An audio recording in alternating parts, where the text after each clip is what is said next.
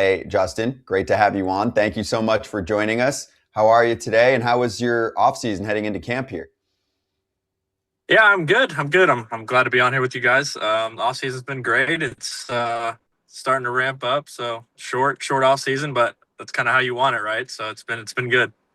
How do you handle that, the short off season? Was there anything done differently for you to make sure that you felt okay heading into camp here? And it seems like one of the themes for the Dodgers in general will be, let's be careful with everyone. It's a marathon, and that plan worked for them in 2025, right? Yeah, I think answering your first question, I think I had some good um, experience with it last year. I know I wasn't on the postseason rosters and everything last year, but I was still at Stay Hot Camp, staying ready for the season. So I kind of had a little bit of taste of how to do that and how to kind of work through a little bit shorter of a time to get ready, especially with us going to Japan last year. So this year's a little longer than that, a little more time than that. So I think kind of figuring that out last year helped, and then just kind of more of the same this year. Does it help or hurt you, Justin, that you're there early? You kind of mentioned it that you had to be there early last year for the Japan series, but with the WBC, you're there early. I'm guessing you're in camp. Did you guys report yet? I don't know. Have you guys reported Our yet? report tomorrow is the official physicals and all that fun stuff. So, but a lot of guys are already out here. That's what I thought. So does that help you or hurt you? Because it does condense the offseason, but it also makes you throw more. And for someone like you, it also in spring training, because some of your guys aren't going to be there. The Dodgers, we know, don't push everybody. Gives you a chance to maybe get a few more innings and show them more of how Yeah, valuable you can be. yeah, it's definitely. I mean, I think to each guy it's different. I personally am not a guy that takes a ton of time off. Just I've tried it really one off season in my professional career, and I didn't really like the way I felt coming out of it. So for me, it's like this year, for example, I took probably a week and a half off, and then I was throwing again. So um, I don't love to take a ton of time off. I feel like I lose feel. I feel like I stiffen up a little bit, and I think if you look at a lot of guys in the past that have played the game for a long time, a lot of them don't take a ton of time off. So I felt like that was the best thing for me. And yeah, like you said, I think there's a lot of opportunity. Even though we're filled up, I think for a guy like me that can kind of provide, wear multiple different hats with this team. I think I hope to continue to prove that I can do that, and whether it's in a starting capacity, whether it's in a long man capacity, whether it's in leverage, low leverage, whatever. I think just proving that versatility is helpful for a team like this, and I think also a lot of it with how we run things speaks to the amount of talent that we have in our organization and how good they are at developing guys. Because you look around and pretty much everybody you see is really really good, and a lot of guys in our locker room and even in AAA would be getting chances with other teams. So it's a great organization to be a part of, obviously, and I think it pushes each and every one of us to be better. Right. When I spent most of my career in the minor leagues, people would always say, I'd rather be in the big leagues than in AAA with a World Series team. We get to ask you this. You, unfortunately, had to spend time in AAA. You just mentioned it, how good the team is, how, everything. Would you rather be on the Dodgers and know there's a chance you're going to AAA like you had last year, but the World Series, or Justin Robleski, third starter in a rotation for any of the other teams that doesn't quite have the best chance? Yeah, I think it's a funny question. I've definitely thought about it before. I've been asked it before, and I think you love to pitch in the big leagues. I think pitching in the big leagues is ultimately the everyone's goal and what you want to do, and obviously you get paid a little better too. So that's not bad. But I think being with this team, I think we're gonna look back 10, 15 years from now and be like, man, that was a special thing to be a part of, and not everybody gets the chance to pitch in postseason games and be a part of these postseason runs. And I've been a part of two teams that have won World Series now, so it's hard to say. I definitely wouldn't trade the rings for the world. I love to win. I love to get that feeling and kind of pitch in games that matter.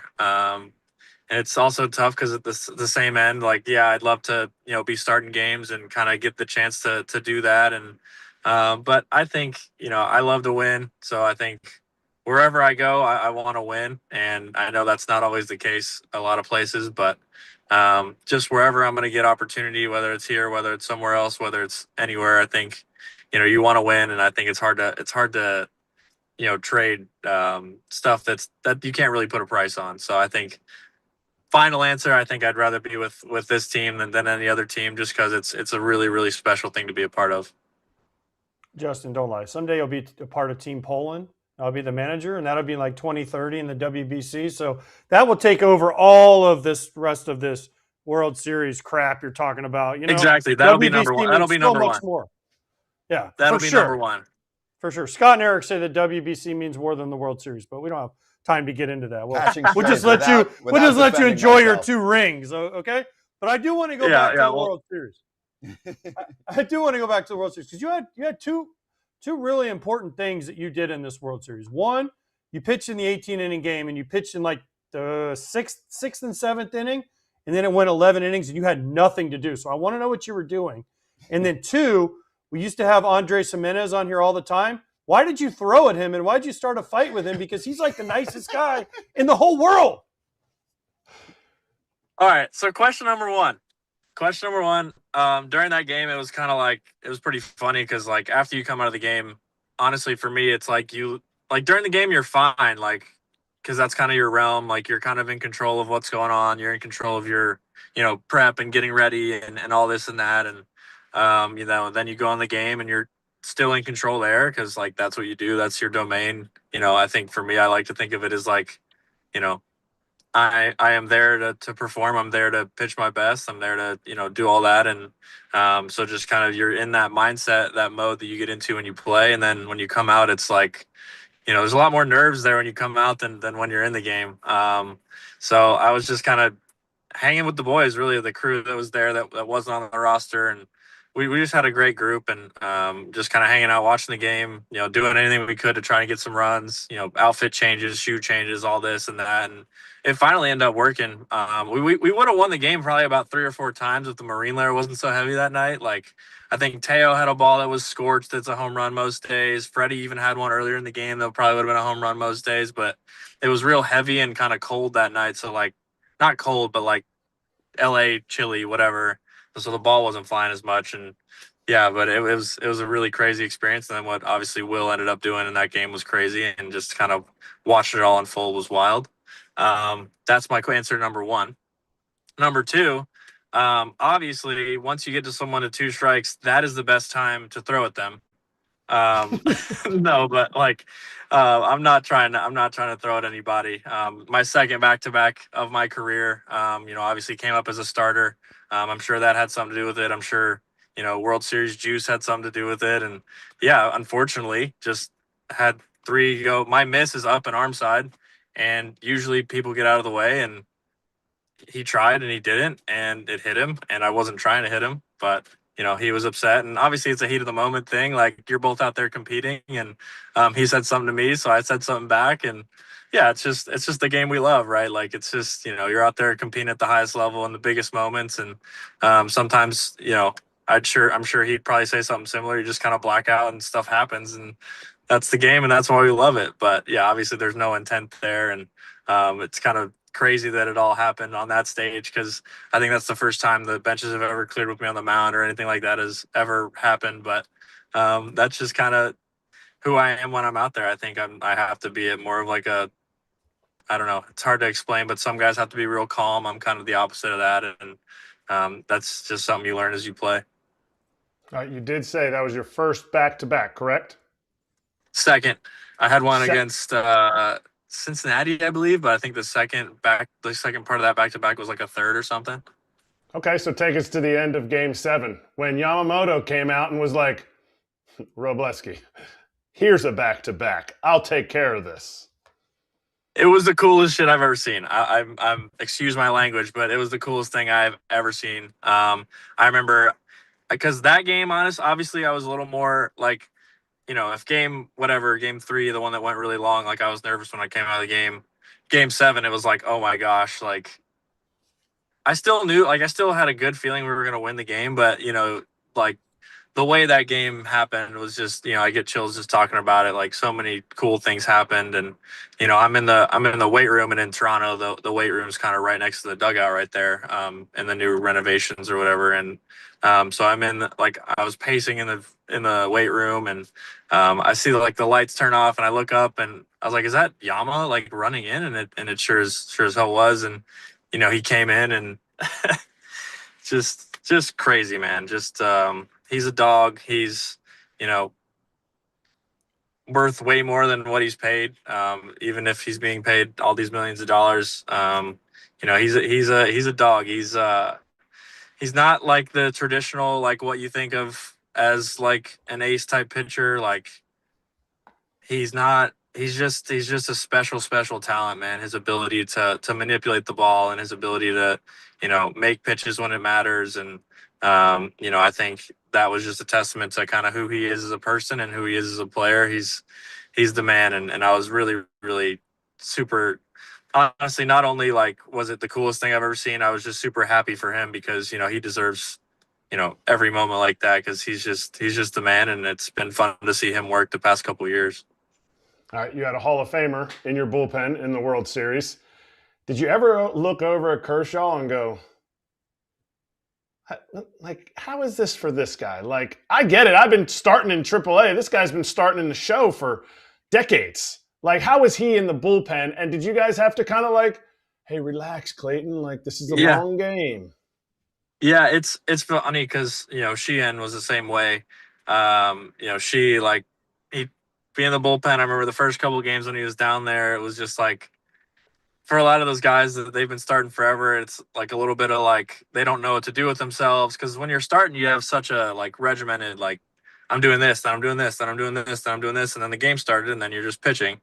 But in the pen, it's just like a big, like, there's just a lot more anxiety, a lot more, you know. And if you haven't experienced it or learned how to like work through it or use it to your advantage, it's tough. And I think, you know, Kersh, even this being his last year, it was just like, you know, he was still trying to learn from the guys that were down there on how to do it. And you know, even asking younger guys like, you know, Jack and I and whatever, like, that's one thing I noticed about Kersh is like, he was always willing to learn. And that's kind of, again, another thing that makes him great is I think he was always willing to change things and do things to make himself better, no matter, you know, who it was from. And that was something I thought was really cool about him, is he was just asking around everybody, like, what do you guys do? What do you guys do? Just kind of figuring it out. And obviously he did a good job, and, you know, came in and got that huge out in the long game, and then was about to come in there in that game 7. So,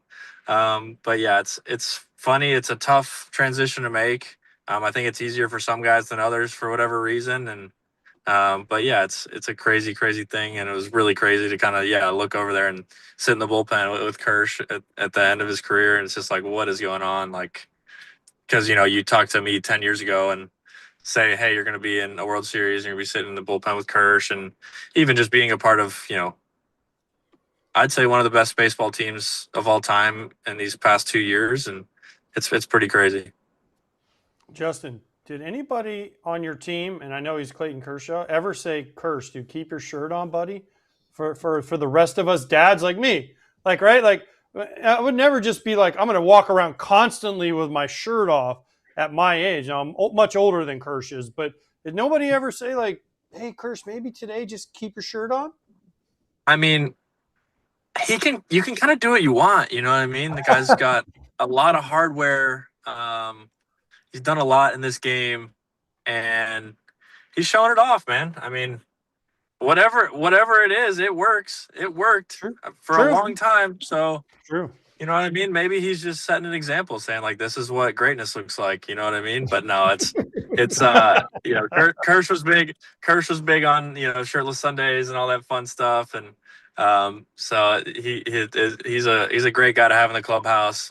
Great guy to be around. Just super down to earth, super humble, and just a great teammate and guy that, you know, I was so blessed and lucky to play with and learn from, obviously, over these past 2 years, because him being someone that I looked up to growing up was huge. So, but yeah, he's the man. No one ever told him to keep his shirt on. I don't think anyone in that clubhouse has the right to tell him what to do at a baseball field.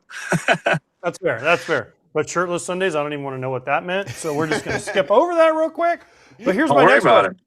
I'm not. That's why I skipped it. But here's the thing. Do you think that when in 2029 or 2030, when you're on Team Poland, that Clayton Kershaw will still be pitching for Team USA? Because he retired, but here he is pitching in the WBC for Team USA. So here's the thing. He just had another new baby. So at that time, he might have like gotten out of baseball for a little bit, and then he'll be back ramping up at that time, if I had to guess. So, but no, he's got a lot of kids to worry about now. So hopefully that'll keep him out of our way. You know what I mean? Hopefully we won't have to see him. Perfect. Good. That's smart. Justin, 2 questions. It's about jewelry. Have you worn last year's ring, and have you seen what the new ring for this year is going to look like?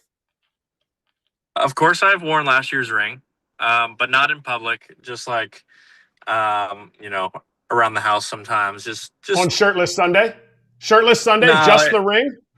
No, see, you're misunderstanding the way shirtless Sunday works. That's the problem. So, but no, it's sometimes wear it around the house, sometimes just look at it, all that fun stuff. But it's just kind of hard because those rings are so big. It's like I don't want to wear that in public, and you know what I mean. Like I like what the Thunder did with their ring, where there's that little ring inside of it you can kind of wear around. That thing, that's kind of a good touch. I haven't seen what ours look like this year, but I'm sure if they're anything like last year's, they're going to be incredible. And yeah, it's crazy that I get to talk about, yeah, last year's was good, maybe this year's will be better, kind of thing, which is pretty funny to think about. But yeah, it's super cool. I'm excited to see it, and I'm sure they're going to do a great job with it. All right. Go Kratzy. No? No, it was supposed to be you. Okay. I didn't have any more questions. Okay. All right, Justin, by the way, I just want everyone out there in the Twitter world and in the chat that I am not disrespecting Clayton Kershaw. He's one of my favorite people I've ever talked to. So by saying to keep his shirt on, it was more of just like he's got the dad bod, and most people expect professional athletes when they take their shirt off to look more like, shredded guy than Scott. The average guy. Yeah, like and Scott. That's the beauty of our game. That's the beauty of our game. That's the beauty of our game. You can be jacked and be way worse than a guy that's not jacked. It's the greatest part. That's why it's, the best game. There's so many guys that can get it done so many different ways. You can be 5'4", you can be 6'13", like some of these guys are now coming up, and you can still get it done. So it's a great sport, and that's definitely part of what makes it awesome. Agreed. 100%. Now, to my next question, which was going to be your free agents. Are you tired that your team is ruining baseball because they keep signing good players and you keep collecting rings? Like, are you so sad and mad and you're like, you know what? I don't want to play for the Dodgers anymore because we keep signing really good players and I'm just got a chance to get another ring. I know. That's the worst, right? It's the worst to want to win. You know what I mean? Isn't that awful? Isn't that the point, though? Man. I know. No, it's it's crazy. I'm sure a lot of people are upset with it, but it's like we're making a lot of money too, as a team. So maybe it's a good formula. I don't know, but yeah, it's great to get all these good players, and I'm so blessed and fortunate to be a part of this organization who continues to show, the fans and of the organization and everybody that they want to win and they want to keep winning. And yeah, it's again, another beautiful thing about this sport is you can spend a bunch of money and not win games. And it's crazy. It's unpredictable. And I think that's why people love it. And I think that's why, in my opinion, we have one of the best leagues and best sports in the world. And, but yeah, it's great.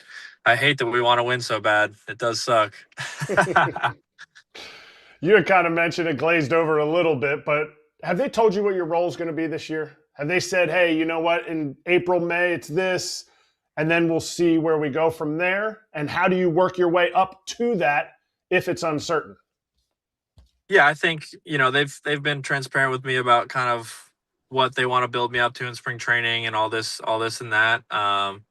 But I think for me, it's just like be ready as a starter, be ready as someone who's going to eat a bunch of innings, and you can always taper down from there. So that's kind of where I'm at with it. Is just stay ready for whatever opportunity comes my way, and as we know, there's always stuff that happens throughout the season, and eventually you got to step up and be the guy. And I think that's kind of what my thought process has been, is just like keep grinding, keep getting better. Be ready as a starter, and if they use me out of the bullpen in a length capacity, I'm ready. If they use me in leverage, I'm ready. If they use me in whenever I need to take the ball, I'll take the ball. So I think that's kind of been my thought process. Okay, so we showed all your World Series highlights, and you showed all these pictures of you with the trophy, and you're hanging out with all your teammates. But you know who was missing from those photos? Shohei. All right, do you have a picture with Shohei? Because I was fortunate enough to get my picture with Shohei about a month ago. So do you actually have a picture of Shohei and yourself? I don't. I don't. I'm too nervous to ask him. See? I mean? It's kind of tough to just be like, yo, Show, you want to take a picture right now? Like, I'm sure, being the guy he is, he'd say yes right away. But like, that guy's got a lot of things to do. He's got to go eat 6 innings and punch out 13 people, and then he's got to hit 3 home runs, and so he's got a lot to do. He's got media to worry about. He's got he's got a family, so like he's got a lot on his plate. So I don't want to bother him with a picture. When he's got so much going on. But no, I'm sure Show would be just fine if I walked up and said, "Hey, let's take a picture." But at the same time, even on shirtless Sundays, I know I was there. Even on shirtless Sundays, would he be okay with that? It just depends on it depends on a lot of things. It depends on a lot of things. Okay. But you never know. You never know what you're gonna get. That's fair. Do you feel like you don't? Do you feel like you don't do enough when you watch all the stuff that he does? I feel like that so there's certain guys, and I think, if you've been in baseball long enough, like there's certain guys that are in the weight room for 4 hours doing all this crazy stuff. And then there's certain guys that don't need as much time. And so it's like, you just have to figure out what you need to do to get ready. It's funny. I've been talking about this the past couple of days to like keep your body where you need to be. But yeah, in watching Show, you feel like, all right, well, like my job's not that hard.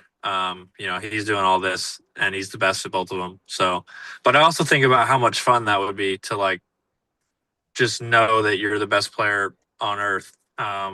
So it's pretty cool. He works so hard at what he does, and that's obviously part of why he's so good. Is he has the God-given talent, and then on top of that, he works really hard at his craft. And yeah, it's impressive to watch. It's impressive to see how he like fits everything in and weaves it, and while playing a game where you play so many games in a season. And it's impressive. It's special. It's everything you'd think of him. He's better. It's crazy. All right, Justin. Last one. Evan Phillips just re-signed with the team. What does he bring to not only the roster, but just that like bullpen life? Yeah, Eep's a really, really good dude, man. He's one of the guys that he's been really, really good to me since I came up. He's a good friend. He's a good teammate. He's kind of all that. Obviously sucked to see him have TJ, but I've kind of been able to, even I've talked to him a little bit about that kind of stuff because I had TJ as well. And so he's working back from that. He's the man. He's really, really good player, really good, guy to talk to about, big situations. And even last year, during the postseason run, just talking to him about stuff, and just during the year in general, just kind of talking to him about, how to navigate, certain innings and how to navigate lineup. And, because it's a little different as a reliever than it is as a starter. And there was a time where he was rehabbing last year when I had a tough one against Washington and got sent down, and kind of talked to him for 30 minutes just like about this and that. So great teammate, great guy to have in the clubhouse, great person. So really happy to have him back. And he's really, really good too. So on top of being a great dude, he's a really, really good pitcher. So we're pumped to have him back.